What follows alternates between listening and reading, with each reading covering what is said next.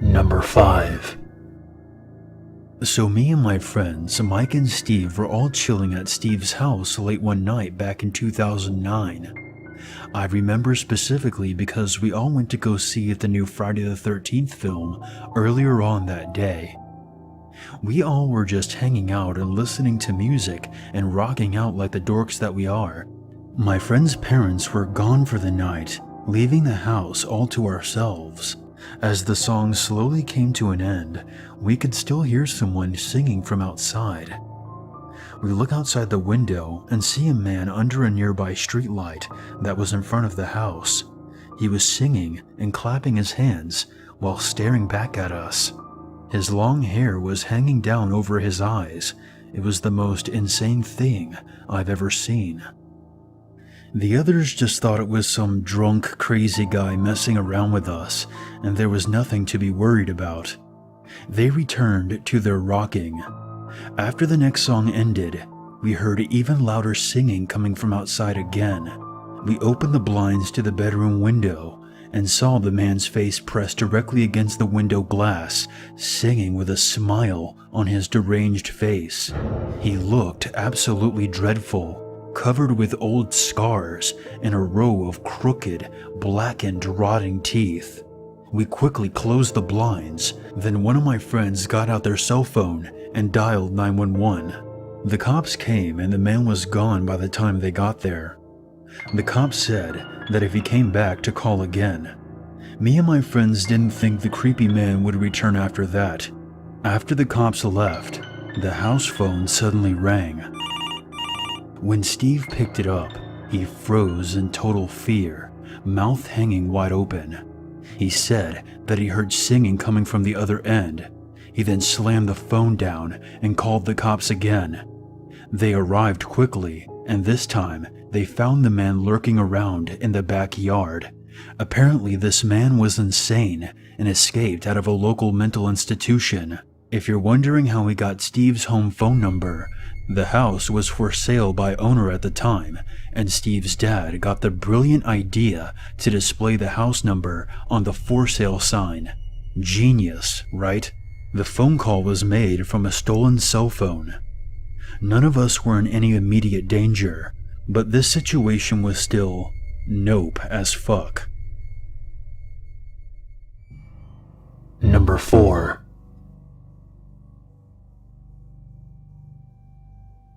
This happened to me back in the summer of 2010.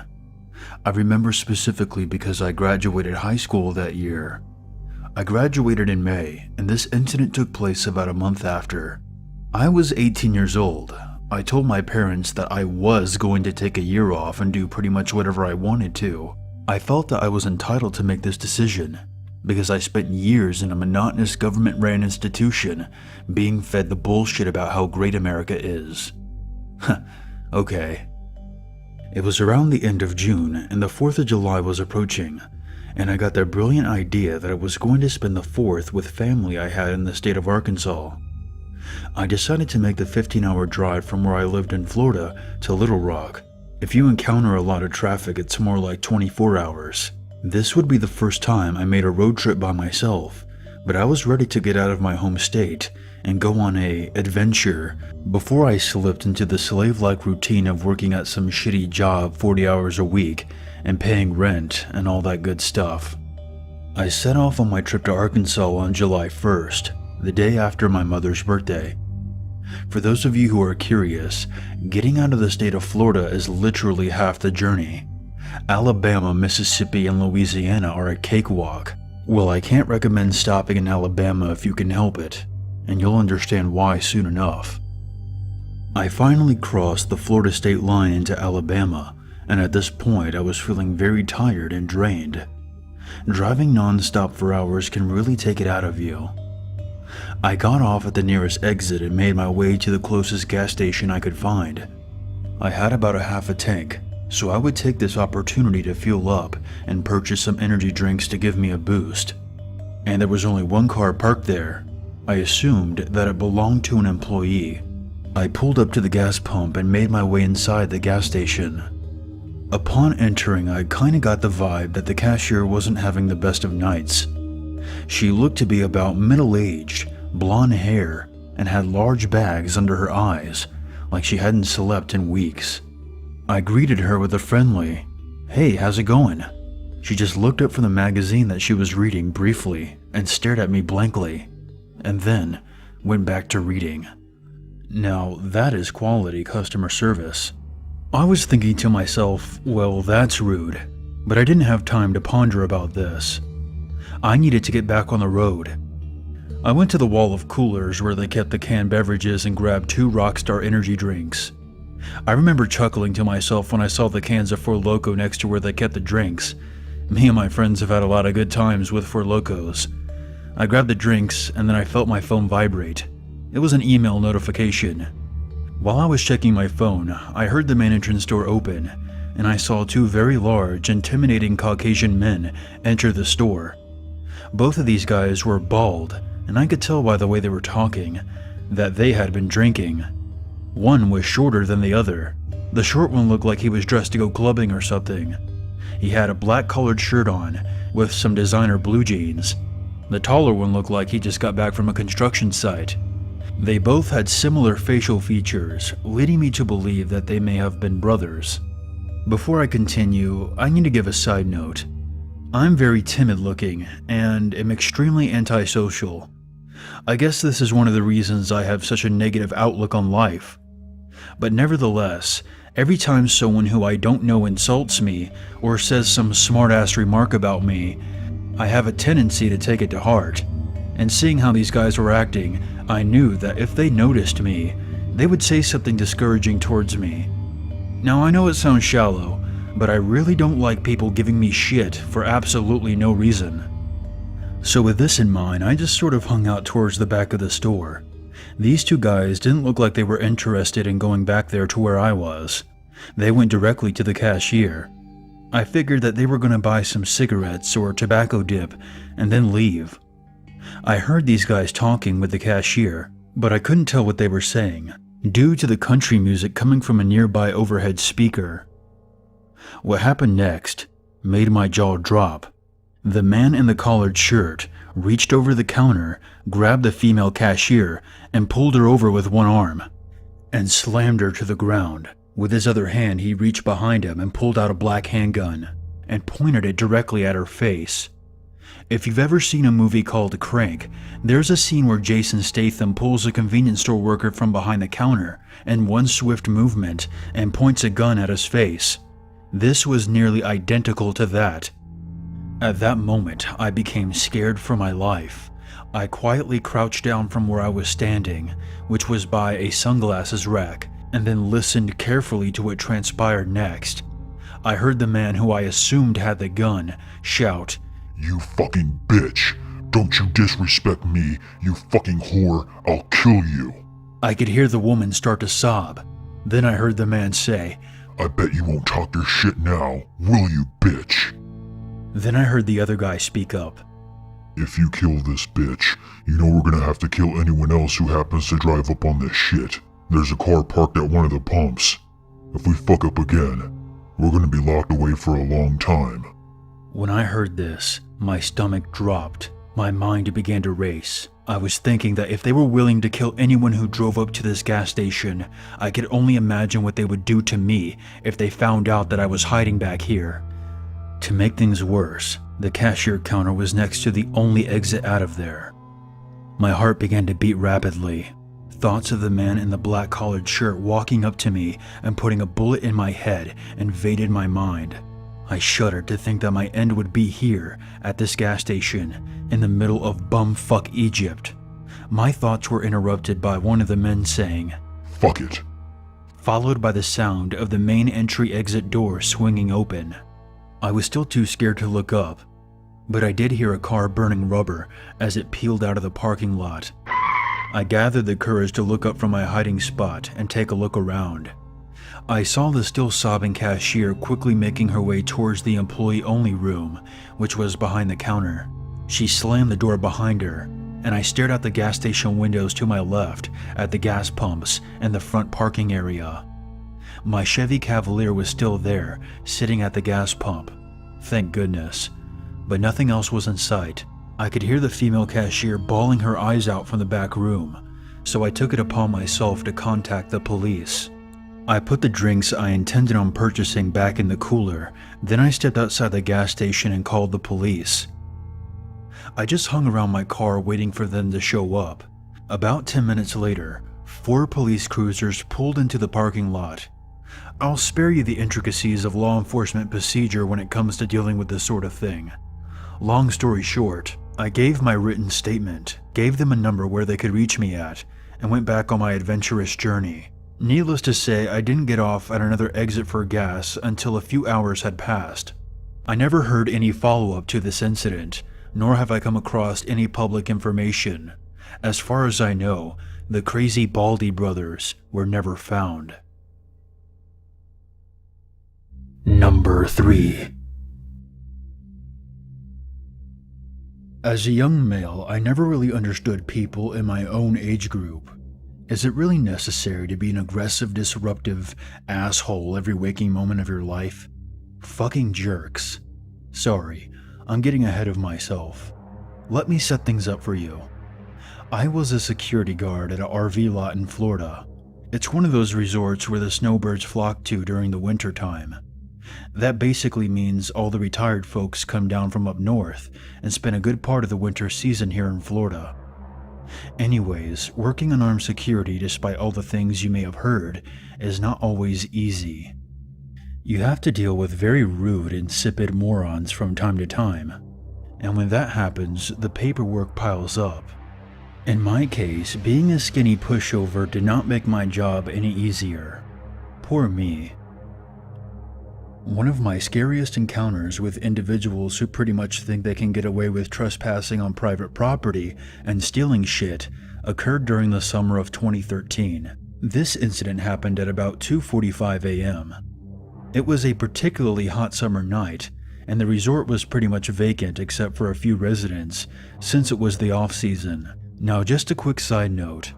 The resort that I worked at had only one point of entry and exit. The rest of the perimeter was fenced off. So basically, I would have to watch the resort entrance for about 30 minutes, then do a street patrol on my golf cart for about 30 minutes, and then go back to watching the entrance again. This cycle repeated itself for about 8 hours. Pretty simple. However, on this night, there was trouble coming my way. As I said before, it was about 2:45 a.m., when 3 suspicious Caucasian males, wearing baggy white t-shirts and lowrider shorts, emerged from the public road just outside the entrance, and then entered the resort. I immediately pointed my flashlight at them. I was instantly unnerved by the sight of red bandanas covering their faces. I aimed the beam of light directly at one of them and said, "Hey, this is private property.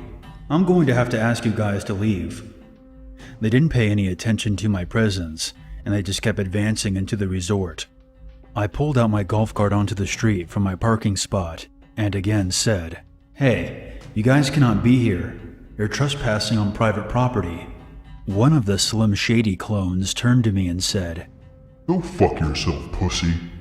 Well, at that moment I realized that these dudes were not interested in leaving, and that they were most likely here to ransack one of the unoccupied mobile home units.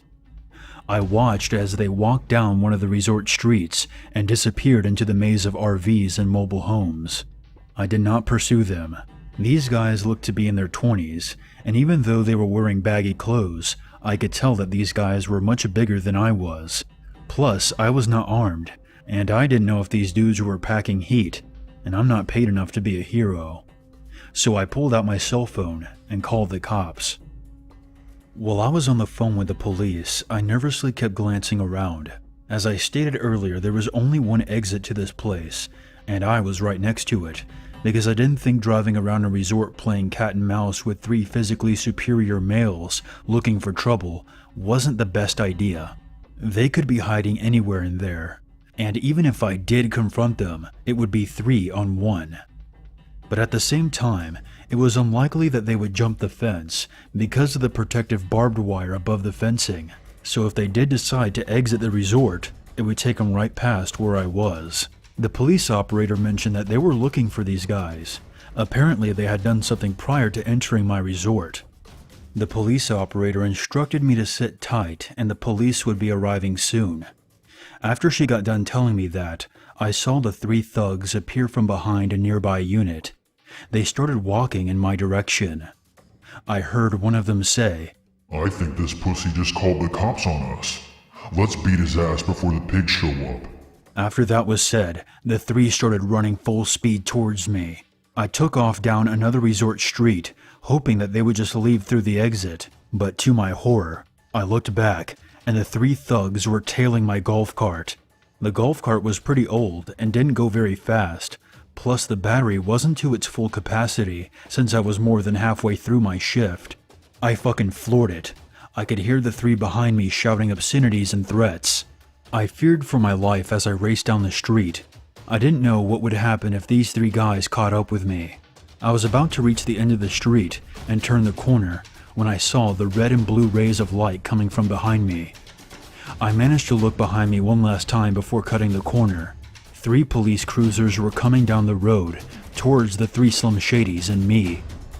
One of the intruders shouted, "Oh shit!" and then, like real gangsters, the 3 took off into an alley that was between 2 nearby units, located on the opposite side of the street from the corner I was about to turn into. I turned the corner and stopped my golf cart. My heart was about to pop out of my chest. Shortly after I stopped my cart, a police car emerged from the street that was parallel to where the chase took place. Keep in mind that this all went down in the middle of the property. The police officer pulled up next to me and asked if I was okay. I said I was, and then we heard what sounded like a shouting match between the thugs and the other cops that were in the resort. It sounded like it was coming from somewhere nearby. I also heard what sounded like someone being slammed against the hood of a car. I've never heard the word fuck being shouted out loud so many times. I later found out that these guys were wanted for arson. Before they paid me a visit that night, they torched 2 units to the ground at a neighboring resort, and they also set a car on fire while they were there as well. I consider myself very lucky to have come out of this situation without a scratch. If the cops hadn't shown up when they did, I probably would have been pulverized by the trio. I had the chance to testify against them in court, but I opted not to because they had more than enough charges against them to put them away for a very long time, even without my testimony. I'll never forget that night. Many of the residents thanked me for my actions, but honestly all I did was call the cops like anyone else would. But I did appreciate the brief admiration. So 3 Slim Shady clone gang members, let's not meet again. Number 2. This happened about a year ago. From 2013 to 2015, I worked night shift security at an RV resort. I was on my way to work one night when my front driver's side tire blew out on a long, narrow dirt road. It was around 10:30 p.m., so it was pretty dark. I live in a very secluded area in upstate Florida, and this road was not near any neighborhoods and only had a few streetlights. My shift started at 11, so I called the manager and told her that I might be a little late because I had to change the tire. After I got that squared away, I pulled out my car jack and started to position it underneath my Ranger. I was about to start cranking away when I saw the dim glow of some golf cart headlights approaching me from down the street in the direction I just came from. I was thinking it was probably a local wondering what was going on, and maybe they would be nice enough to give me a hand. The golf cart stopped behind my truck. I stood up from where I was crouching and said, "Hey there, one of my tires just blew out. You wouldn't mind giving me a hand, would you? I'm kinda running late for work." The person on the golf cart did not respond, and then I heard them getting out of the golf cart. The person came within the headlights of their own golf cart. The light was dim, so it was kind of hard to see, but he looked like a middle-aged man with no shirt on, so I could clearly see his beer gut. He also had hairy legs, and I could see that something was dangling under his massive stomach. Turns out, he was completely naked. That's something I could have lived my entire life without seeing. The man seemed to be holding something in his hands. I only caught a quick look at the object. All dick jokes aside, The thing that this guy was holding looked like a machete. The man didn't say a word as he started to slowly walk towards me. I quickly jumped back in my truck, started it up, and noped the fuck out of there. I didn't have time to grab my car jack, so I just left it behind. My truck was lopsided from the deflated tire, and it awkwardly accelerated forward. I could see in my interior mirror that the headlights of the golf cart were close behind me. Despite my truck having a flat tire, it was still going a decent speed, and so was the golf cart that was tailing me. So in a split-second decision, I slammed on the brakes of my Ranger, and not even a second later, I heard and felt the golf cart smash into my rear end. I rolled down my window and shouted, "Fuck you, creep!" I then sped off. I managed to get to work on time. Fucked up my rim pretty bad though. I explained everything to the manager, and the cops were called. They searched the road but found no signs of the guy or his golf cart. But they did find my car jack, which was returned to me. Other than a few minor dents, the back of my truck didn't look bad at all. I'm sure that golf cart had it 10 times worse. He had to be going full speed when he crashed into me. Honestly, I'm surprised he was even able to drive away after that. I've come to the conclusion that this weirdo was on a serious meth high. I no longer own that truck or work at that site anymore. So creepy, bare-ass, overweight, machete-wielding psychopath? For the love of God, put on some fucking pants. Number 1. So I just got back from the store, and I gotta share this experience I just had with you guys. It may not seem as scary as some of the other encounters posted to this subreddit, but it still gives me the chills. Let me start off by saying that this morning I wasn't in the best of moods. I had to work graveyard shift last night, and I woke up after only 4 hours of sleep with my back killing me. I couldn't get back to sleep, so I decided that I would go run a few errands since I was now wide awake. I needed to get a haircut while I was out as well. My sister works at a salon that is right next to a Target, so after I got my sister to mow my scalp, for free by the way, I popped over to Target intending to grab a few things before heading home. So I was pushing my cart down the frozen food section, and I turned the corner to go into the next aisle. When I did, there was a middle-aged lady that was pushing her cart in the opposite direction. I nearly bumped into her but stopped before our carts collided. She gave me a mean look and said in a real bitchy tone, "Excuse me." Now again, I have to say that I wasn't in the best of moods, and I'm a short-tempered person as it is, so without thinking I shot back at her and said, "Shut up, you're fine." Call me an asshole if you want, no one's perfect. But what happened next was just pure insanity. The lady then suddenly left her shopping cart and started to follow me. I noticed this about halfway down the aisle, and I turned around to see what her problem was. And then, I shit you not, she rolled her eyes back into her head, pointed at me, and screamed very loudly. When I say screamed, I mean she was shrieking at the top of her lungs. It was like something out of Invasion of the Body Snatchers. I hurried down the aisle to get away from this insane person, but she started running after me, still pointing at me. Needless to say, all the bystanders immediately stopped what they were doing and stared at us. The lady kept screaming like a banshee at the top of her lungs while she chased me around the store. Well, I got the fuck out of there. I didn't feel like explaining the situation to an employee, and I couldn't stand hearing that ear-piercing screaming a second longer. I ran out of the exit of the store, looked back as I headed for my car. The lady was standing just outside the now opened automated sliding doors, but she was still inside the store if that makes sense. While she stood there, her mouth was hanging wide open, and she was still pointing at me with her eyes still rolled back into her head. All you could see was the whites of her eyes. She suddenly turned around and briskly walked back into the store. I decided to pick up my stuff at Walmart just down the street instead. All I could think the entire drive home was, what the fuck was that? Creepy, screaming, possessed banshee lady?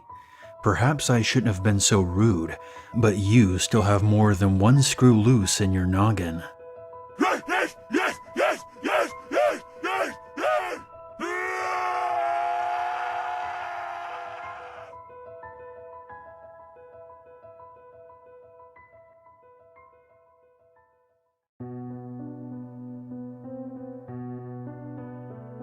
Hey guys, Unit 522 here, and I want to thank you very much for watching my video. I would appreciate it very much if you would share, like, and comment. And if you're new to this channel, become one with the Unity by hitting the subscribe button. If you have a scary story or experience that you want featured on this channel, you can always send it to my email or post it on the Free Horror Stories subreddit. The links for those can be found in the description below. If you would like to help out this channel even more, consider a PayPal donation. And for more updates, be sure to follow me on Twitter.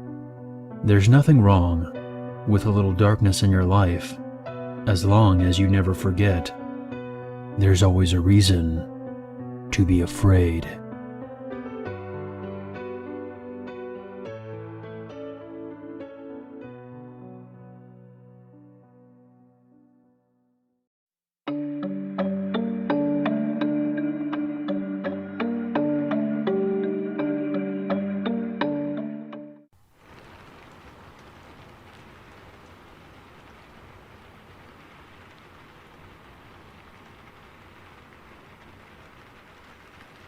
I have a story from about 2 years ago that really captivates me to this day.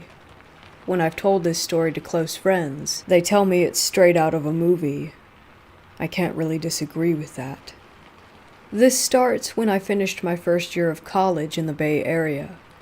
I worked my ass off in school and I just wanted to have a wild summer, and I would do anything I could to get out of the house.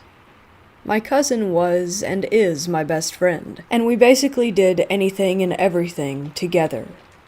When there wasn't anything to do, we'd take walks together around my rural neighborhood. I always lived near this old hospital, which used to operate as the biggest trauma unit in my area. Sometime when I was in high school, they shut the hospital down for some reason that I still don't know. It basically just sat there rotting for a few years before we found it.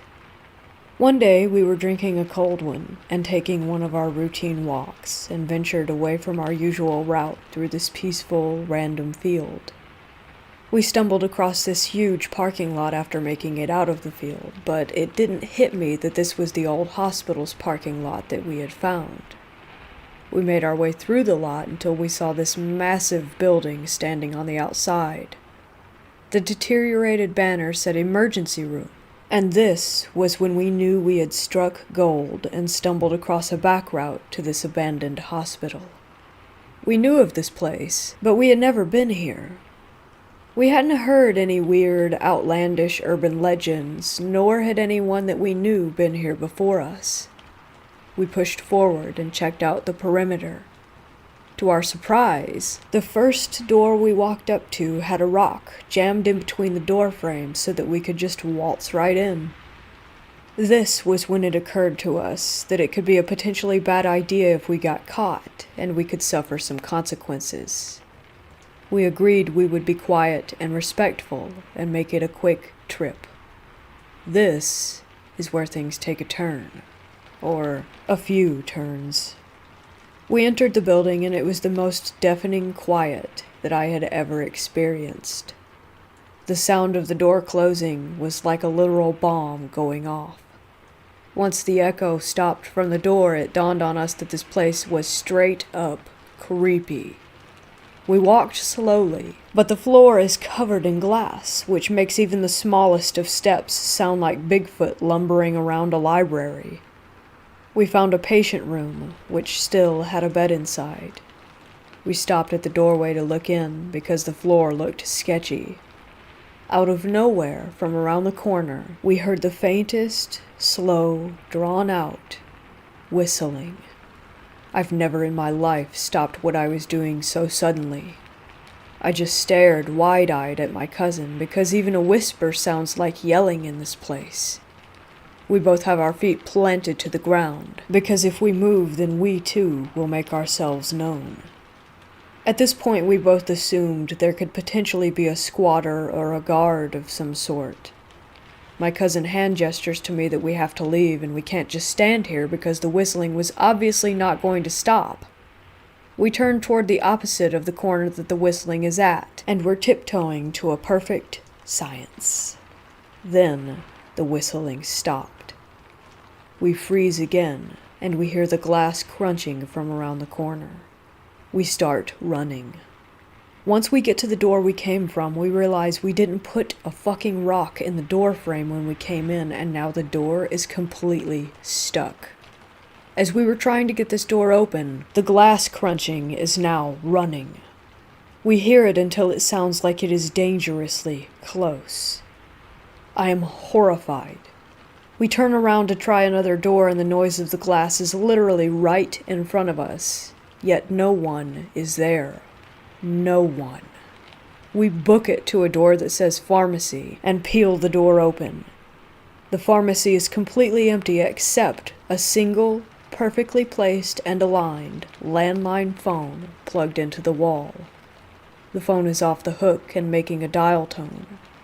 The whole thing is so perfectly lined up and centered with the whole room, I've never seen anything like it.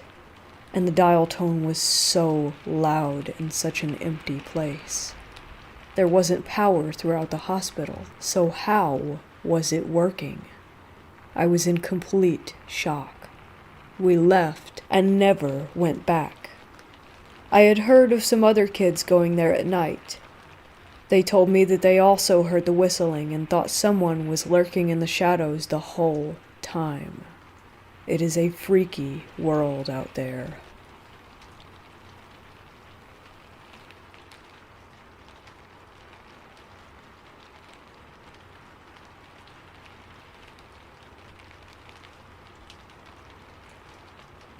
My mom and I both work at a very old, very haunted hotel. We used to be incredibly open about our haunting experiences, but our current owner is a real jerk who refuses to acknowledge any of it, despite the business that it could bring in. So we no longer put it in the brochures or broadcast it in any way. But I guess it makes it all the more convincing when the guests tell us crazy stories, as they usually have no prior knowledge of the hauntings or even the history of this place. Which is a real shame, because the building has had some serious connections to incredible people who played a major part in founding the country. So a few weeks back, we were in the middle of our January lull. Every year during that month, a lot of us get laid off because we're not needed, so it's pretty quiet around here between the lack of both guests and employees. However, this night we did have 2 guests check in, both of whom were local, and they were celebrating a special occasion as the guy had flowers delivered to the room before they checked in. They went to the restaurant to eat dinner, and then went to their room shortly after 9 p.m. At 10:45 p.m., my mom was startled to see them standing at the front desk with their luggage, looking pale and terrified. They were very reluctant to tell my mom what had happened, but said that they wanted to check out now and not wait until morning. My mom has seen this look on guests' faces before and finally coaxed the truth out of the guy. Apparently, they had went to bed a bit after 10 o'clock, and half an hour later they shot awake to a great crash and the sound of glass breaking. They scrambled out of bed and flipped the light switch on, and could not believe what they saw. The massive, heavy glass lamp on the bedside table had been knocked off onto the floor, where it lay in pieces next to the alarm clock, as though someone had just taken their arm and swept the whole lot off in a rage. After seeing this, the couple grabbed their things and bolted from the room. When they were checking out, they were so embarrassed that they didn't even want a refund and refused my mom's offer to move them to another room, even though it would have been a huge upgrade. The woman just kept saying, "I just want to sleep in my own bed tonight." And the guy told my mom, "We may come back one day, but never again during the month of January when the hotel is nearly empty." My mom apologized as best she could for the craziness and checked them out, and she gave them a refund anyway since they had only used the room for a very short while.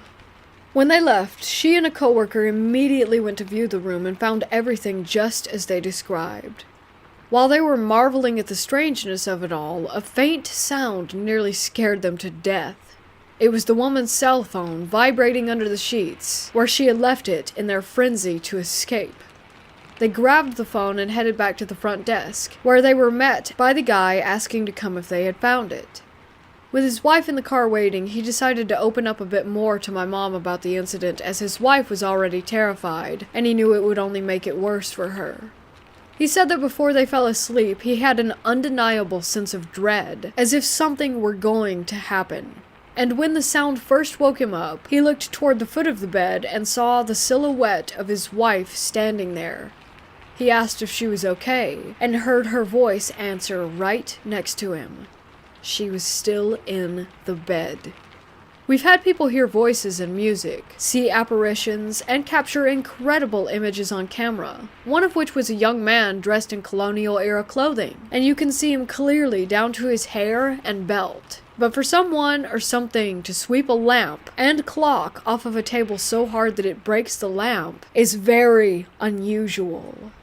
Our phenomena is very rarely of the physical variety, so I am not sure what to make of this. I myself have never been frightened of whatever is here, maybe because I'm a history lover and would almost welcome the prospect of seeing someone from such a long-gone era. As to who the woman was that this guy saw at the foot of his bed, I have no clue.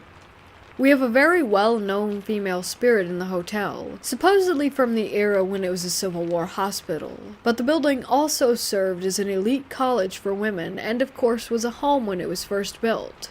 It could have been anyone for all we know.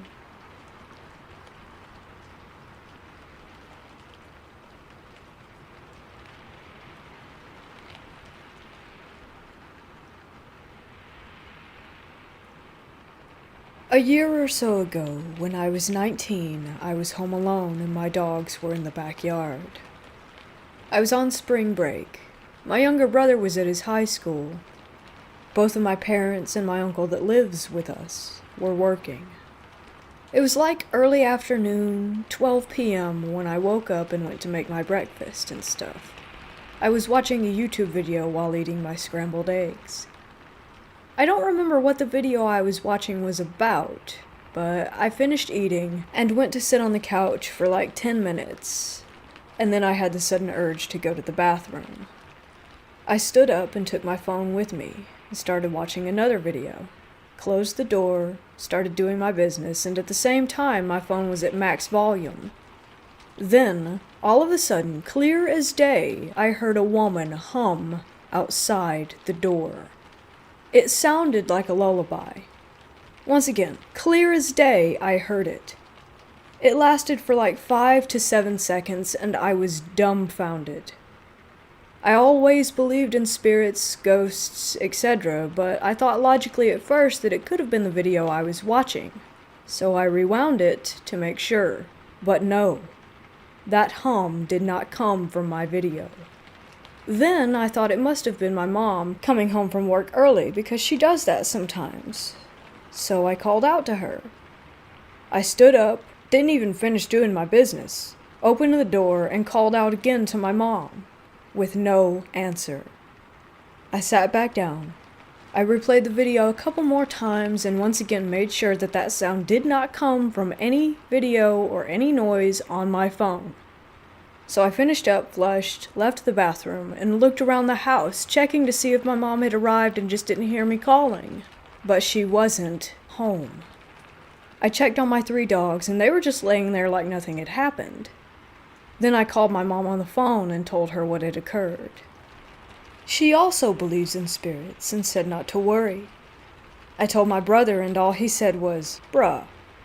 Then I told my dad, who is also a believer of spirits, but he takes a more logical view. Like, he makes sure that nothing natural could have caused it, before telling me if the spirit comes back to tell them to go away and ask for the lottery number.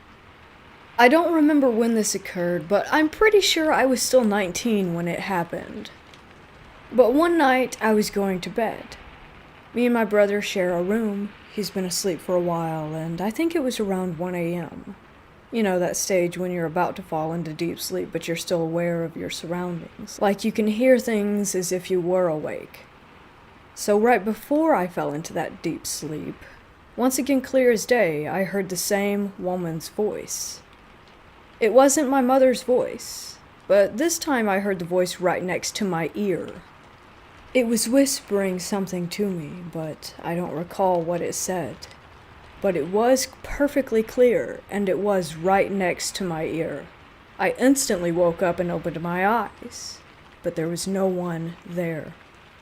I stayed awake probably for another 30 minutes under my sheets before falling back to sleep. I told my brother and my parents the next day of what I had heard, and my mom said that she would see what she could do.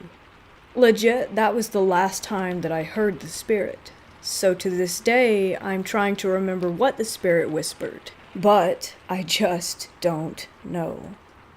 I don't know if I had sleep paralysis, but this happened almost a year ago. I was sleeping, and then all of a sudden I heard loud bangs. I don't know if it was gunshots or fireworks. I just know it caught me off guard. And then all of a sudden I felt something hit my spine. I couldn't move my legs or arms. I was sleeping on my right side facing my wall next to the window. I kept my eyes closed and I tried moving, fighting whatever was holding me down. Tried kicking. I didn't yell even though I was about to scream so that my parents could come, but then I started to feel my legs again and kept kicking until I had full control back. I kept my eyes closed and fell asleep. I woke up in the morning, wanting to check and make sure that I didn't catch a bullet, but that only happened to me once.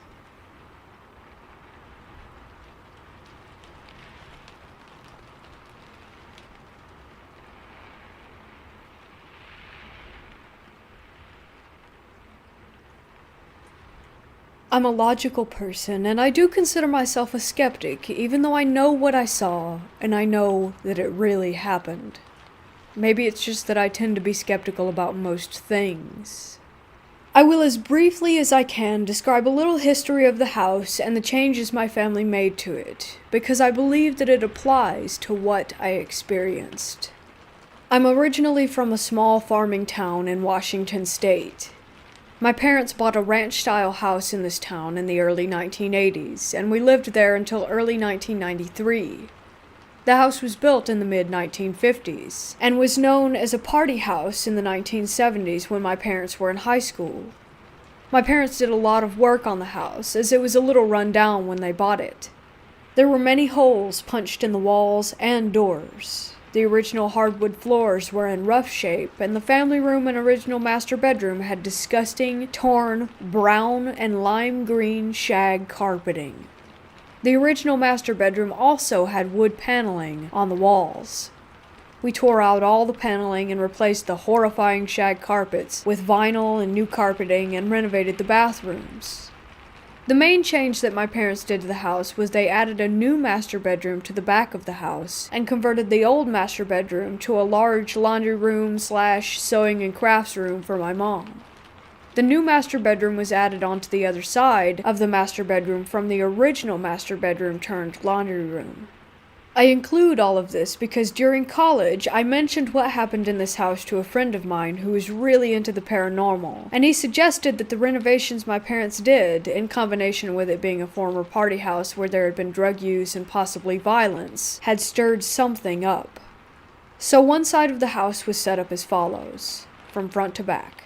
Family room, the new laundry room, the master bathroom, then the new master bedroom at the back. The kitchen was to the right of the family room if you were facing the door to the laundry room, and could be partially seen from the family room. Now to my experiences. The Void Man. I do not know how old I was when I first saw it, or how old I was when I last saw it. I lived in the house until just before my 8th birthday. I was between 5 and 7. That much I do know. I mostly saw it when I was in the family room. It would stand perfectly still in the doorway from the family room to the laundry room. It seemed to be staring at me, but it had no eyes. It was a pitch black void in the shape of a human. There were no discernible facial or other body features on it. It was a body with a head on top. The outline of the body appeared to be slightly fuzzy or misty. I would say it was over 6 feet tall. I should also mention that no one who lived in the house was that tall. My mom was maybe 5'3", my dad is 5'7", and my brother was a toddler at this time, so it couldn't be me misremembering any of them. I would just stand there and stare back at it.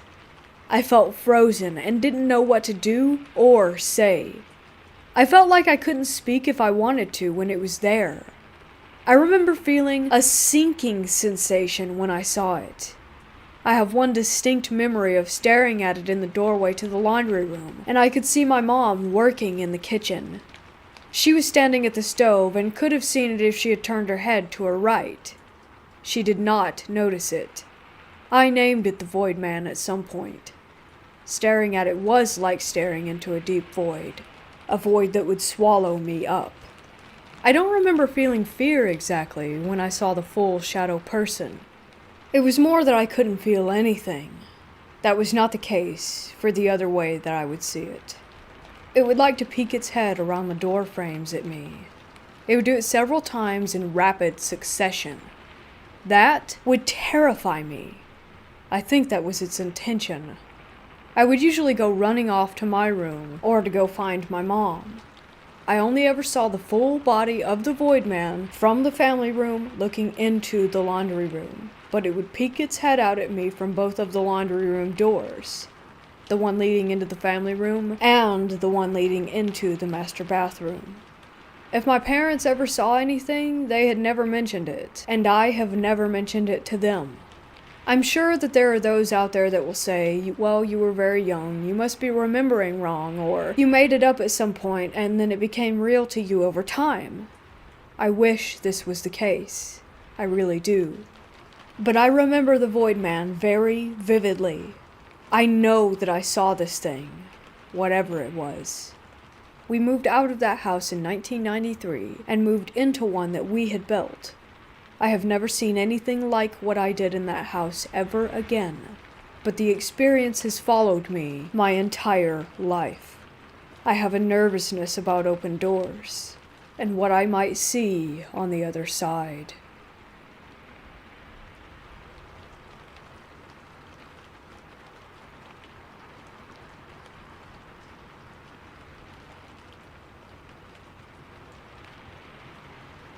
There was one time I was staying at a hotel in Madrid, not too far from the airport, and by the time my buddy and I arrived there, it was 11 p.m.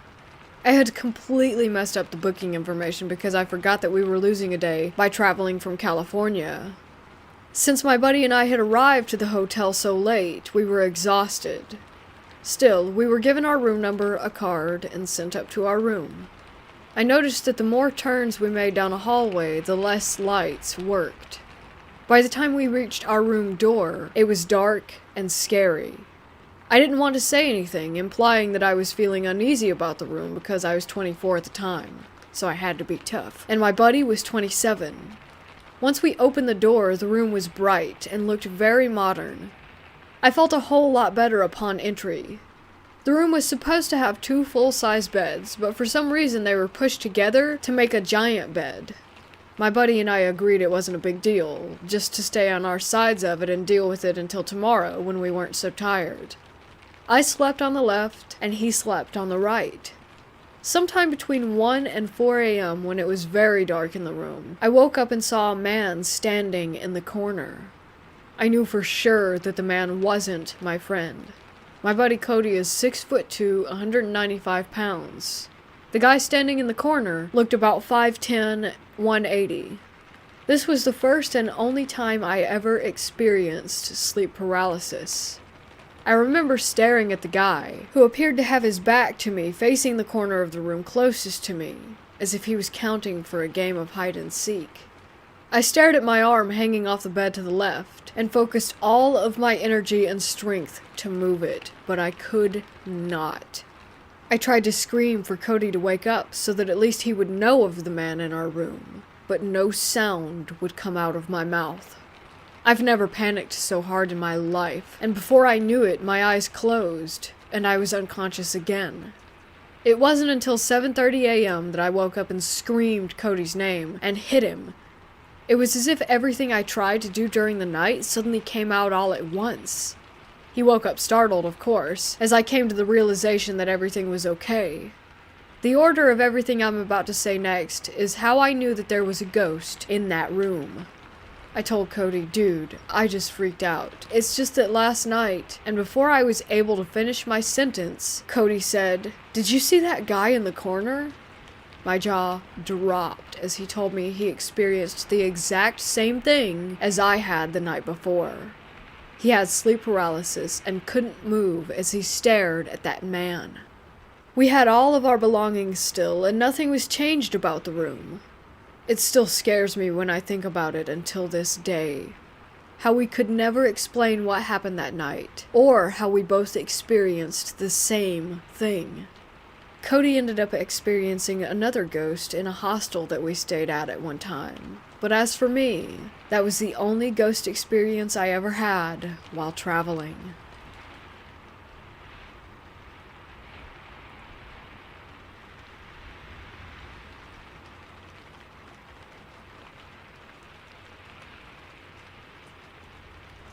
At the time when this happened, I was around 12 years old, living with my mom in a run-down apartment complex. The building we lived in was the smallest of the three in the complex, and it was shaped like an L, with our apartment being closest to the inside corner on the shorter side of the L. To our right was one other apartment with another single mother and her son, who was much younger than me. Below us was a family with 2 kids that I was friends with, and the apartment above us was empty. It wasn't the nicest area, so after dark we kept our windows and doors closed and locked. The reason I'm going into such detail is so that you can understand why I believe that this voice didn't come from anywhere other than in our apartment.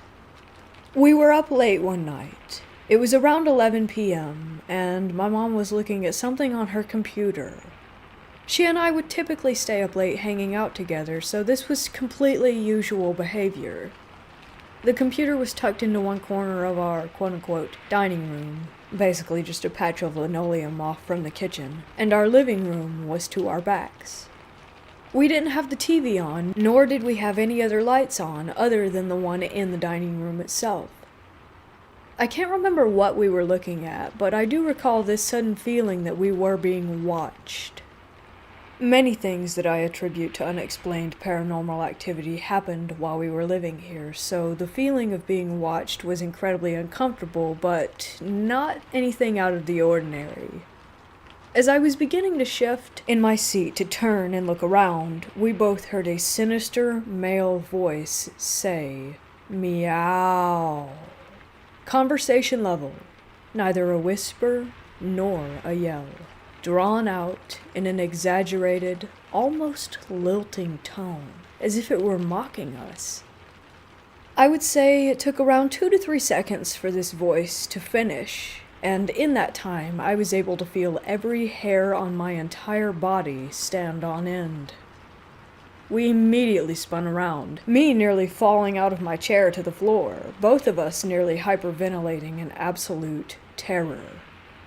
My mom said something about, "If you aren't good, get the fuck out," or something to that effect. I'm honestly not sure how I slept that night, or any of the other nights we were there for, but we never heard anything like that again.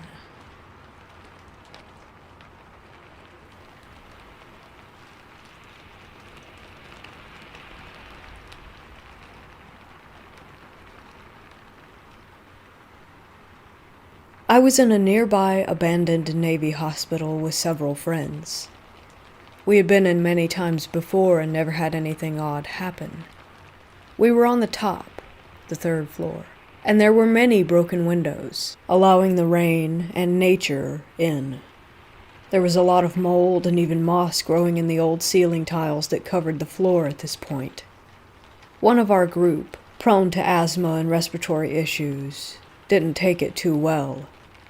We all decided it was best to leave and began our descent into the basement, which was the route to the exit. This is when things got weird. I broke ahead of the group, something generally against our rules of exploring, but in my mind I had to get out. I was far enough ahead, around corners and such, that I couldn't even see their flashlights behind me anymore.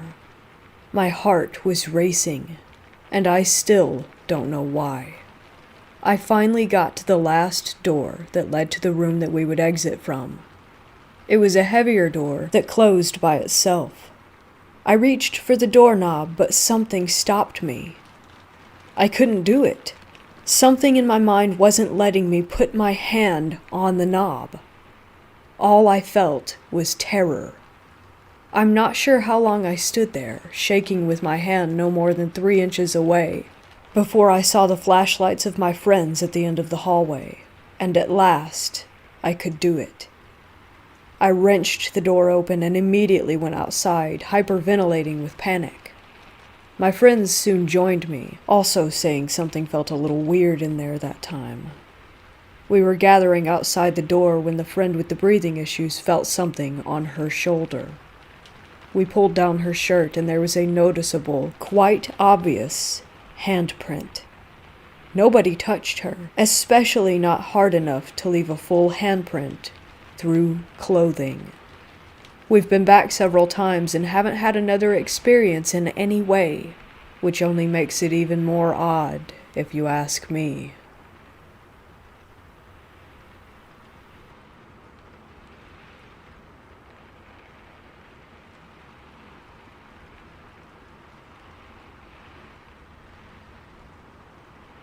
I was around 12 years old, and me and my friend were in the mountains. I can't recall the name of the village, but it was situated in the Czech Republic. We were on a hike and stumbled upon an old military station or bunker, just left there after World War II. We went home for flashlights and came back just before the sun was out. We went inside and found that it had like 2 or 3 floors underground, maybe more, with a 40-meter well full of frozen water on the ground floor. We decided to go down and explore. First floor, there was nothing unusual, just some empty concrete spaces. We went another floor down, and I saw some things on the ground that looked like dead rats from a distance. I laughed it off and went to take a closer look. They were bats, about 10 of them, just lying down, dead. They weren't like violently smashed or anything. There was no blood. It was as if they were just sleeping, not even rotten or decaying. I poked one with my foot, and the thing just rolled over. I started to get a little scared, but eager to explore further. My friend was basically halfway up the stairs at this point, nervous laughing, saying, "Yeah, we should really go, I have a bad feeling," or something like that. I was almost pulled to continue exploring. Half of me knew that it didn't feel right, but I ignored my friend and continued on. I was almost there, and I suddenly got sick in my gut. That feeling that's screaming in you, the adrenaline. I took another couple of stairs, shining with my flashlight ahead, and then I saw it.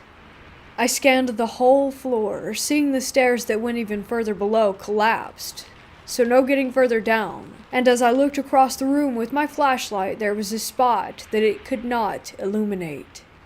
In the middle of that spot, there stood the shadow of a man.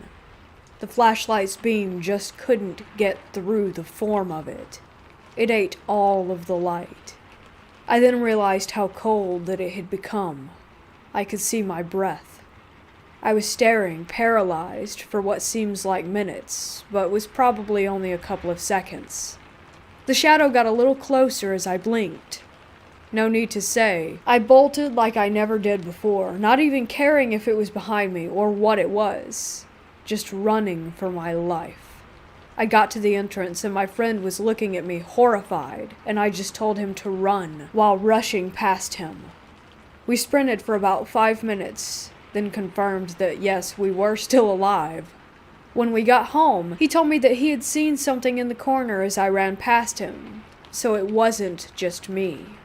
His father told us the next day that a lot of soldiers had died there, and there's even an army museum nearby. So was it the ghost of a soldier? or a shadow person.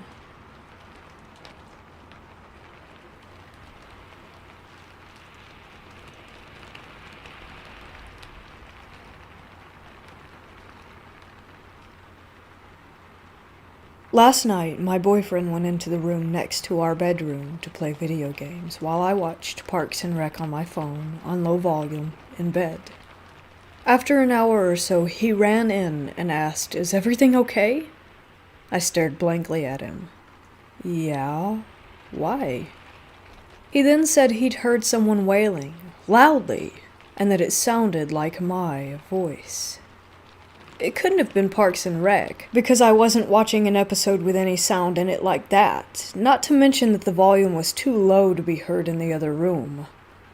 It couldn't have been me because I was just chilling. Additionally, I had not heard any wailing sound at all. He said he'd heard it through his gaming headphones a couple of times, wasn't quite sure what it was, took them off, heard it a third time clearly, and then came to check on me.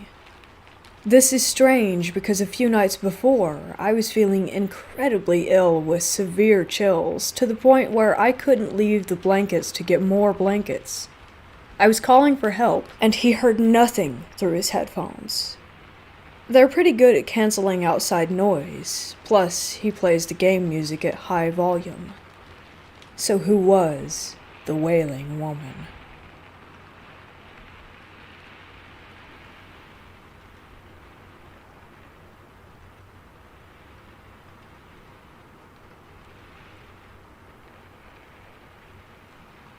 This happened to me back in 2008 when I was 14, so my memory is a little fuzzy. My mom, brother, and I drove deep into the sticks of Tennessee from Texas to visit. We were only staying for the weekend. My mom, aunt, and grandmother were talking, and I don't know how we got to this conversation, but my aunt was telling me how she heard about this abandoned church that was supposedly haunted. If you went to the church and took the stick that kept the door closed and put it somewhere else, when you came back, it would be in its original place. There was a statue of an angel, and if you shined a light in its eyes at night, they would bleed. She was spending the night at a friend's house, and her friend also had another friend over that she wasn't familiar with. Her two friends decided to go out to this church at night, in the early hours of the morning. It was pitch black because it's out in the country. They lay a Ouija board on the truck and start asking questions. Basically, some spirit named John says that he was murdered by a gunshot some year in the early 1800s. I swear in this town there are more dead people than there are alive people. I don't actually know that, but it sure seems like it. The last question that they asked was, "Where are you?" and the planchette flew off the board. They decided they didn't want to look for it. Part of me wonders if it's still at the church and where it would be. So they checked the gravestones nearby and found John. Then they thought that they heard a gunshot and ran back to the truck and went home. I said I wanted to go to the church. She took me, my brother, and my cousin who were the same age. It was about a 45-minute drive to get there, and the road that it was on was empty, nothing but grass. There was no way that you could walk there. Across the street was a field that went on for miles, and on either side of the church was just grass and trees. No streetlights. So when we get there, it's a one-room, white little church. It's surrounded by trees toward the outside of the fence. The fence was black iron, and the opening was big enough for trucks to come through. We saw the creepy angel statue that my aunt had mentioned. We thought it looked like the Reaper. We pull up, and the gate is already open. Immediately, my brother and my cousin, who were in the back seat, were like, "Oh no, we are not going in there." And my aunt was saying, "Why is the gate open? I just don't understand." And I had my hand on the handle, and I looked at the gate, and I knew that something was waiting for me on the other side. I could see, maybe my mind made it up, but I didn't see it with my physical eyes. A ghostly white man with yellow, crooked teeth maliciously smiling at me. So I take my hand off the handle and say, "Okay, I want to go home." So my aunt backed out and went down the road a little bit further, and the closest thing next to us to turn around at, because there were little ditches on the side of the road in case it rains, was another graveyard. Not surprising. We passed by the church, and I wasn't expecting her to stop, but she did to take a photo with a digital camera, and the door was open to the church. We were all freaked out, and I swear I had this feeling like we needed to leave because something was going to chase us. When we got home, the three of us couldn't stop looking at the camera. The thing I remembered the most was that the treetops grew into a face. It looked like a big bald man with a crooked nose and a narrow chin. When my aunt got the picture developed, there were 4 orbs. 1 by the gate, 1 by the door, and 2 by the window. My brother and cousin swore that they had seen green eyes looking out of that window. I didn't sleep that night. I felt like something was hovering over me, waiting for me to fall asleep. I kept praying that nothing would happen. I tried watching TV to shake it off, but damn, there was no shaking it.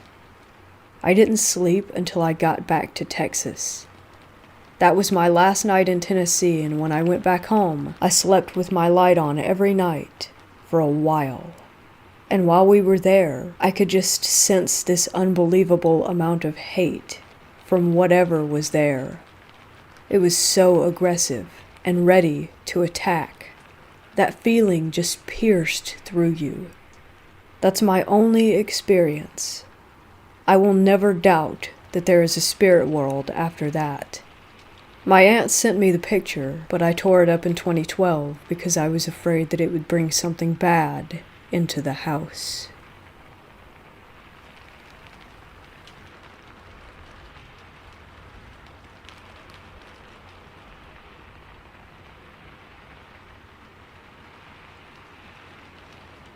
This happened about 7 years ago and still creeps me out. My husband and I were living in this little above-garage apartment that only had like 4 little rooms. It was built in the 1920s. There were a lot of strange occurrences in the apartment before this event, but I thought nothing of it. My husband was in college at the time working on his associate's degree. Neither of us was working. I had no cell service at this point, and my husband's phone was our only real working phone. I had a phone with no service on it except for an internet service called Magic Jack, so that I could call out when he was in class in case I needed help. If it went to voicemail, it would record everything. This is important to this story. One morning, he calls the Magic Jack line to check in on me. He heard the line pick up, then nothing but static. Next morning, my husband had woken me up before, as usual. It was a day off for him. He wakes me up in hysterics. Something had been captured on the line. He played it for me. There was a very clear growl, and then a voice saying what sounds like, "Leave." Very gravelly and angry. Up until this point, my husband didn't believe in the paranormal. He was made a believer that day. Have any of you had something like this happen to you before? How did it change your outlook on the unknown?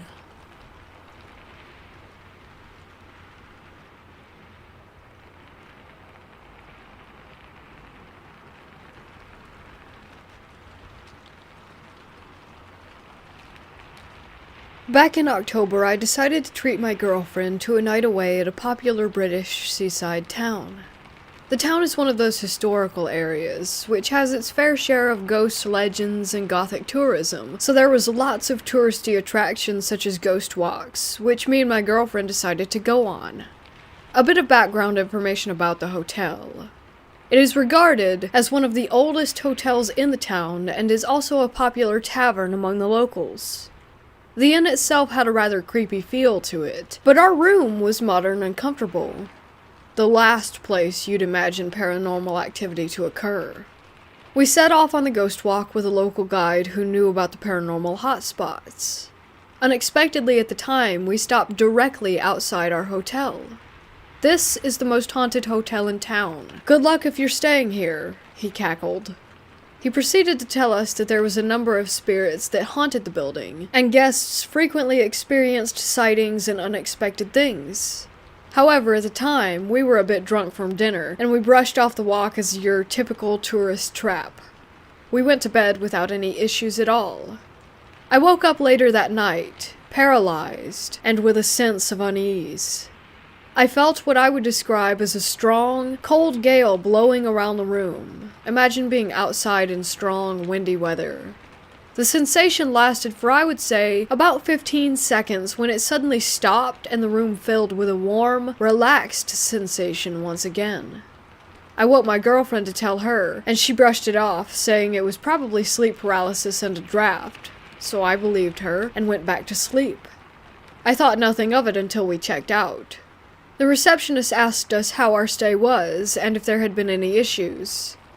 "Everything was perfect, but there was a really big draft in the room," I exclaimed, as you would. Surprisingly, she casually laughed. "No, that's not a draft. It's just a spiritual presence in the room. It happens all the time in that one," she casually reassured us. Now I'm really interested in the paranormal, so I asked about the stuff in the hotel. She told us that everything the guy told us on the walk was indeed true, and the spirits are those of old landlords and locals whom help run the hotel and keep the guests safe. She told me lots of stories of how guests would stumble on the stairs and be caught by an unseen presence, as well as children's lost toys showing up right at the moment where they're about to start crying. She even told us that one of the past landlady's spirits acts as a bouncer, causing troublemaking and aggressive guests to feel ill enough to leave.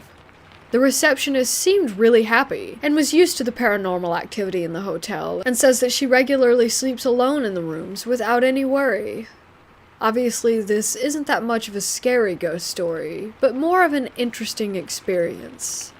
I would definitely go back for another stay in that hotel.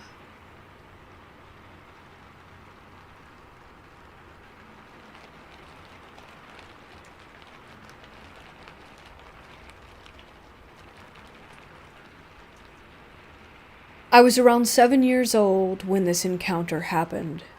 I was visiting my aunt and uncle's old house for dinner and a movie at their place.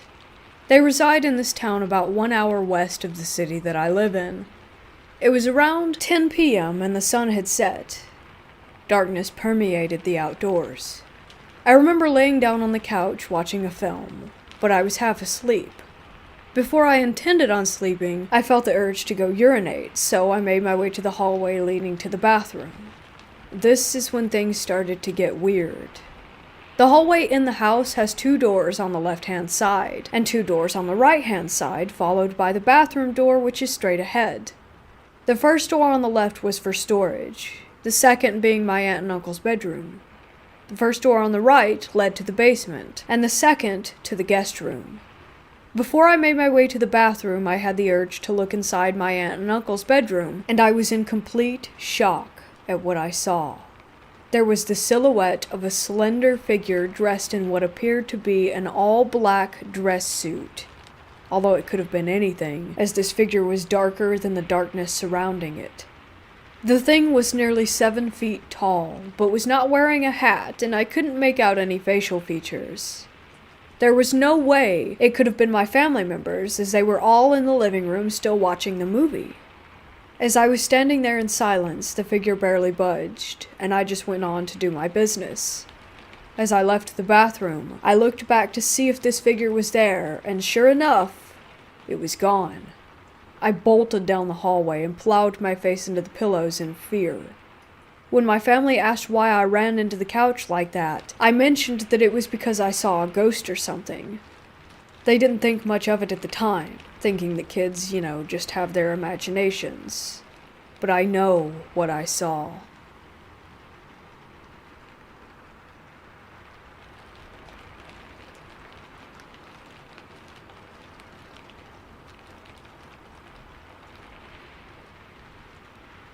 I live in Oklahoma, and I'm really big into finding abandoned places and exploring them. I found out a few months ago that there is a forgotten graveyard a few minutes away from my house. I've lived in Oklahoma my whole life, and I've never even heard anyone mention this place before. So I looked it up and did more research on it to make sure that I wasn't walking into something crazy or where I could possibly be harmed.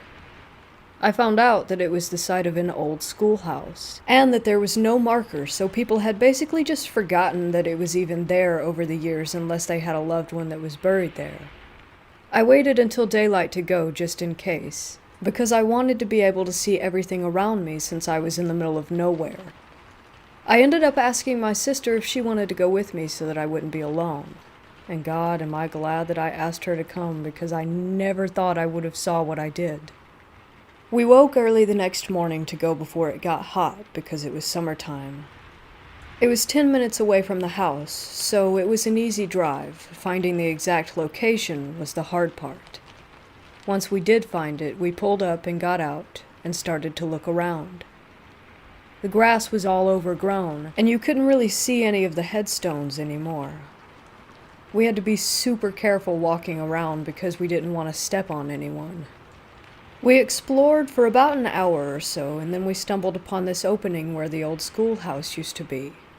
All of a sudden, out of nowhere, it sounded like someone or something was running right at us. But there was no one else around. And mind you, again, we're in the middle of nowhere. So we stop what we're doing and back up a bit to look and see. Neither of us spook easy, so we just looked around and we didn't see anything. We decided it was getting too hot to just stand out there for much longer, and so we started walking back to the car. Again, it sounded like something or someone was running at us, but faster this time. We both took off sprinting to the car and didn't stop until we got in and locked the doors. As we sat there, I looked up more about this place, and it's known by a few people to have major activity, and it's so bad that they actually tell you not to go at nighttime. I read stories of people who said they had seen figures walking around, or someone asking them for help and then disappearing a few minutes later. I'm glad that I decided to wait until daylight, and that I asked my sister to come with me, because I don't know what I would have done if I heard someone that I couldn't even see running at me if I were alone. I've never been back to this graveyard. It actually kinda scares me to even think about going back after what happened. When, though it wasn't anything serious like some of the other stuff people had said happened to them, maybe one day I'll have the guts to return.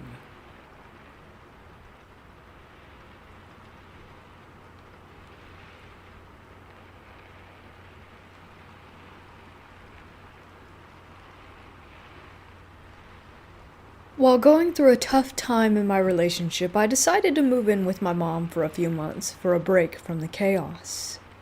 A guy I had met through a mutual friend of ours offered to pick me up in his truck and take us for a drive through the mountain trails behind my mother's house. Bored out of my mind with TV and food, I agreed. He arrived, I got in. We drove to the top of the ridge at the beginning of one of the trails where we stopped to roll up really quick. 5 or 10 minutes later, we were slowly driving along, listening to music, talking, laughing, realizing that we had actually been neighbors years before. The song on the truck radio was changing, and there began a softer song. We could hear the wind blowing quietly through the trees, and all of a sudden there was a whisper. "She's with him," the voice said, extremely clearly. I did not know what to do. I mean, what were they talking about? And even more importantly, who were they? We continued to drive down a trail a bit longer because my guy friend said it would be bad not to show dominance to whatever it was and not to run scared, ever. But it was, in fact, the scariest moment of my life. I should clarify also that this is in the middle of nowhere in the middle of nowhere. My mom has no neighbors for miles. Hunters are allowed on the property, but none were in the area. We shined headlights in the direction of the whisper, and there was nothing.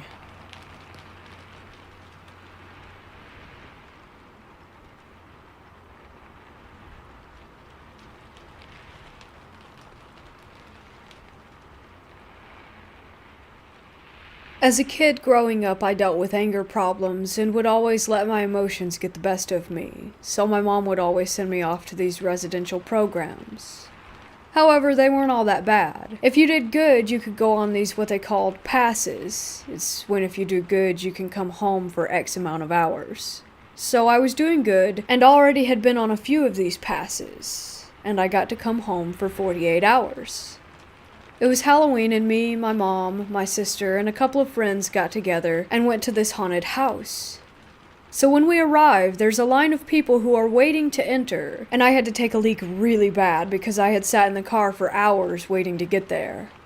I walked to the side of the building, and there's nothing but woods literally growing next to the building, like there were tree branches leaning against and on the structure. So as I was taking this long leak, I heard something step on a couple of sticks, and I noticed a dark shadow figure on all fours creeping up toward me. It looked kind of like a human on all fours, but this was definitely not a human. Like I said earlier, I've dealt with a lot of problems during my childhood. I didn't even have a childhood, so I was very different from a lot of people in so many ways. I didn't have a big reaction to it. I just kind of watched it and made sure that I wasn't seeing things. I tried to keep an eye on it and called my friends over to where I was to get a look. They were caught up in a conversation though and weren't paying attention, so I tried to run over to get them and get their attention and then run back to make sure this thing was still there. By the time I got them and ran over to the area, there was nothing. This thing had disappeared without a trace.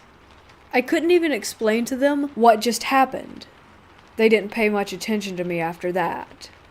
A couple of weeks went by and I just forgot about it and let it be.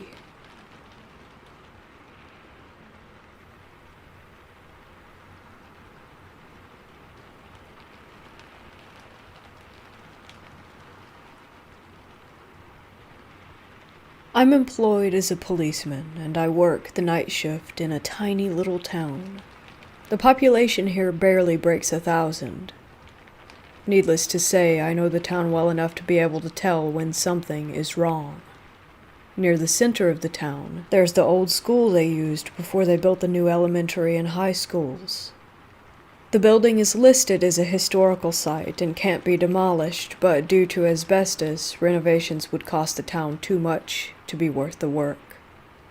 This school sits within feet of the public library, and behind it sits the town's fairground. It isn't an official fairground, but every year they had bull riding and small shows that they would put on for kids during the summer. With all of those details out of the way, I will explain what happened. I noticed the backlight to the library on, which is not normal since it wasn't on all night, and it isn't a motion light, so I parked on the north side of the old school grounds. I walked through the fence and had to pass the school to get to the library.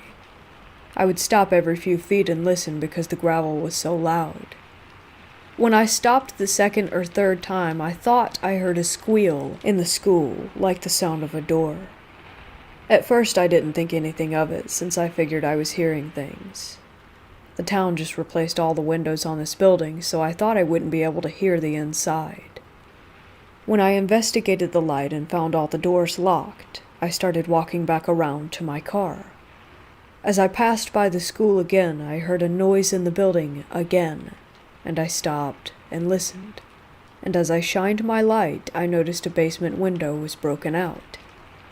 So when I walked up to the window, I looked down and in, and didn't see anything. I kept walking, and I heard the squeal again. It reminded me of those bathroom doors in schools that the hinges always squealed really loud and echoed. When I came around the corner, I saw 2 cats roughhousing in the dirt. They stopped to watch me, and then both of them turned and looked at the door. I couldn't see for myself because it was around another corner. One hissed, and they both bolted away from the school, which put me on edge. I know this school is absolutely not in use, nor are there any plans to use this school anytime soon. Also, the local kids and homeless don't come here, ever.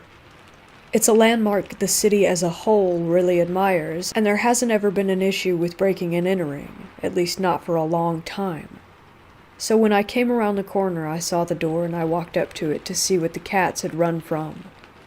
I looked for other animals, but that didn't make sense because they looked up as if someone were standing in the window of the door. Not like they would if it were a raccoon or a dog that ran off without me seeing. When I looked in the window with my light, I could see a gigantic Raggedy Ann painted on the wall, and I assumed this was the kindergarten section or something. And then I stepped back from the door getting ready to leave, and I heard whistling. It wasn't really loud, but it was loud enough to make me stop. That little voice in the back of my head was talking now and telling me I was just hearing things, but the dude that likes the dump of fear of the unknown told me to go back to the door. So I went back and listened again, and I know it was whistling, and not like the squeak of an animal or an object from inside.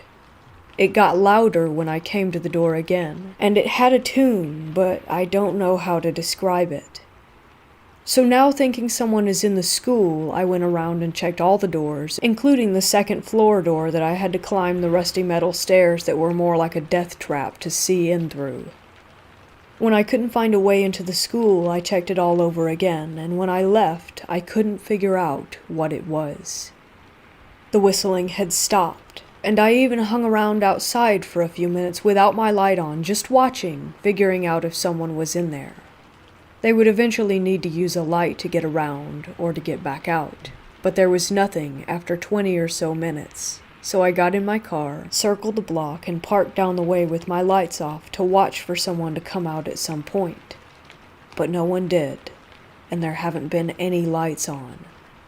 I know this story seems kind of boring compared to the others, but working nights gets you on edge. And for all the things I know I experienced before, this was in my top 5 bone-chilling moments while on the job.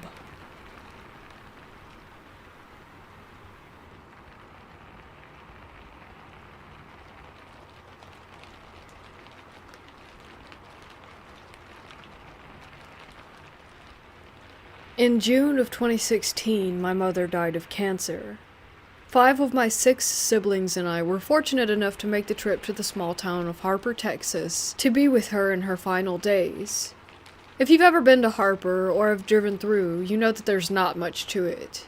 With a population just shy of 1,100 people, 1 restaurant, and 1 stoplight, it could be more accurately described as a rest stop along US Highway 290. To keep my sanity during the trip, rather than stay in my mother's tiny and now very overcrowded house, I opted to stay at a hotel in nearby Fredericksburg, about 25 miles away.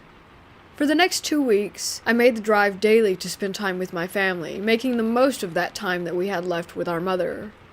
One by one, my siblings and I eventually had to return to our normal lives, although 1 brother and sister would stay with our mother until she passed. It was the hardest thing I have ever done, leaving my mother and knowing full well that I would not get to see her again in this plane of existence. I had a very early morning check-in time for my car rental and flight back to California. Since I would need to get up at 3 a.m. to drive the 85 miles to San Antonio, I felt it prudent to get back to my hotel in Fredericksburg and try to get some sleep before departure. Sleep did not come easily. Although I was tired and emotionally drained, it was still very early in the evening. After what seemed like an eternity of tossing and turning, I finally managed to doze off and slept for a few hours, until it happened. I awoke suddenly and opened my eyes wide, but did not try to move from the position in which I lay. I felt an unmistakable presence with me in the room, like someone had been standing in front of my bed and watching me. I slowly peeled back the comforter from my head, and still trying not to move, mustered whatever courage I had at that moment, and looked. At the foot of the bed, I saw a dark silhouette appearing to just stand there. Considering my emotional state at that moment, I quite literally said out loud, "Oh hell no," and just pulled the comforter back over my head, knowing the next time I looked, whatever it was I thought I saw standing there would be gone. What happened next was one of those moments that stay with you for a lifetime. As I lay there with my head covered, I held my breath momentarily and just listened. Seconds later, I felt someone sitting down on the foot of the bed. I could feel the bed shift slightly, and the weight of the comforter on my legs got significantly heavier. I remember being upright at that moment, throwing the covers off of me and saying, nope, no way. I got out of bed and now paced the floor, trying to both calm and reassure myself that I was in fact the only one in the room. I looked at the clock and saw that it was just after midnight, and then made the obvious choice that I would stay awake for the next few hours before checking out of the hotel and driving to the airport. I opened the mini fridge and found an energy drink, then turned on the TV and texted my wife about what I had just experienced. At 3 a.m., I was at the hotel front desk to check out and settle my bill. The night auditor was a very nice young lady who had greeted me with a smile, commented on my very early departure, and asked if I had gotten enough sleep. I shook my head and proceeded to tell her what had happened to me in my room earlier that night, still a little freaked out. Her expression now more serious, the auditor leaned forward and said in a lowered tone that she knew that the hotel was haunted. In the dead of night, she would hear children running up and down the hall, look, but see no one there. Chairs would slide across the floor in the nearby dining room, making an unmistakable sound she said she heard quite often. I paid my bill, thanked her for sharing her experiences in the haunted hotel, and was soon on the highway driving to the airport, homeward bound. I have experienced many paranormal occurrences at my own home, but never while traveling.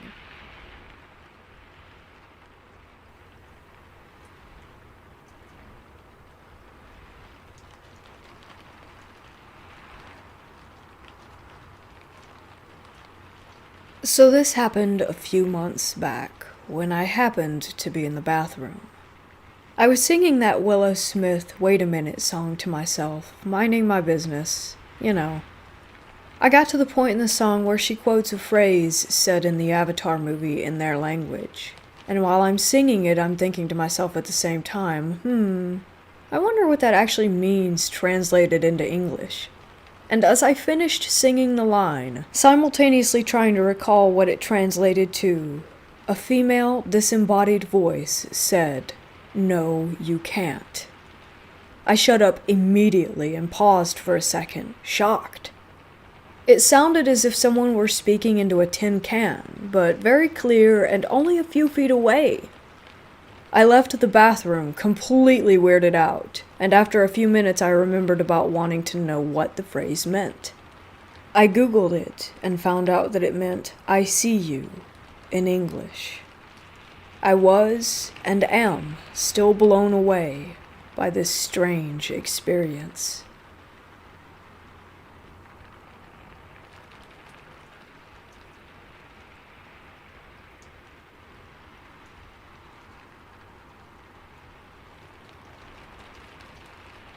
My wife and I were camping last night in Blue River Reservoir in Oregon. We camp here often and decided to explore up FSR 520 and found a cool, abandoned bridge far back in the woods over Cook Creek. The spot was beautiful and we were set up over the river on this long, abandoned bridge. If you've ever been in the Oregon woods, you know that they can give off a creepy vibe, and this was no exception, but it really was a dream campsite. Being 40 feet directly over a river while on a bridge with limbs growing everywhere over it isn't your everyday spot. I'll throw in for background that there was no one within at least 3 miles of us, and we had to hike our way in, approximately 1/10 of a mile from where we had parked. We explored around the area for a bit, and didn't come across anything out of the ordinary besides a pair of shoes and a name, Mona, written in ash on a rock of the fire ring. While we were sitting by the fire, I noticed a very bright flash of light over the river and snapped my head up, but didn't see anything. A few moments later, I was paying closer attention and watched a ball of light float, even with the bridge 40 feet in the air, from one side to the other in the woods over 50 feet. The light was very blue. My thought at first had been somehow that headlights had come through, but I would have heard a car and no man-made light could get to us in this isolated area. This blue light was unlike anything I had ever seen. I mentioned it to my wife, but didn't want to freak her out, so I dropped the subject soon after. Later that night in the tent, we had the mesh lining up where we could see outside. My wife gasped and watched as the same blue light floated at the end of the bridge 30 feet away and hovered in the air. After a good bit of time, it shot off into the woods. It being late at night, we were obviously scared of someone's headlamp, but it shot away 40 times as quickly as any human could go, and we saw nothing attached.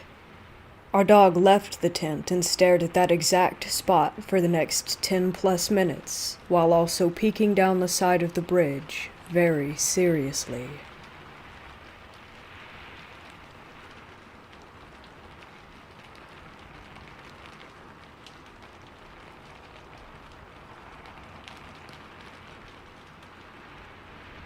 This memory still haunts me to this day.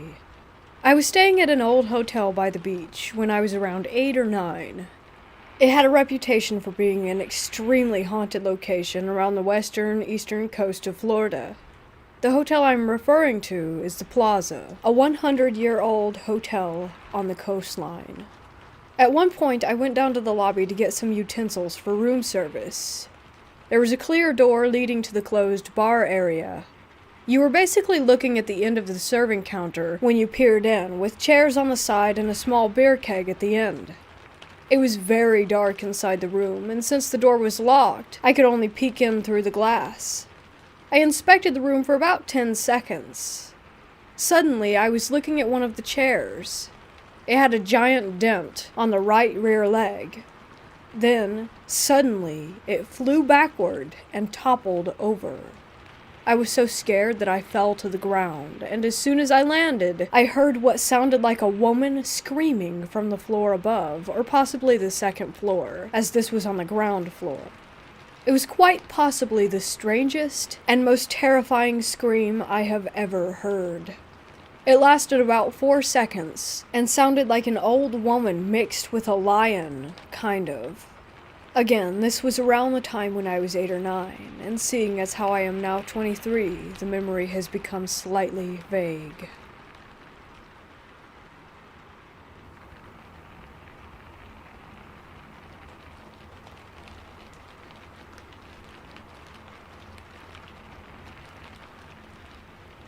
It's been about 8 months since this incident. I still remember it clearly. It was around 10 o'clock in the morning. My mom was in the bathroom taking a bath, so we can say that I was the only person in the house with my dog. I was feeling thirsty, so I went to the kitchen to get a glass of water, and my dog followed. When I turned around after drinking the water, I saw a shadow figure. It was completely opaque, pitch dark, and had a full humanoid form. It ran from the gallery in the room that was parallel to me. At that moment, my dog started barking wildly and ran into the same room. I had a pug, and we all know pugs don't usually bark that much, but at that moment, he was barking too much. I froze, wondering what to do, and when I came back to my senses, I sprinted, took my dog, and locked myself into a room. Even after locking ourselves in, my dog was still growling.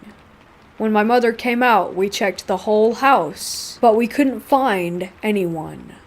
2 months after that incident, my dog died.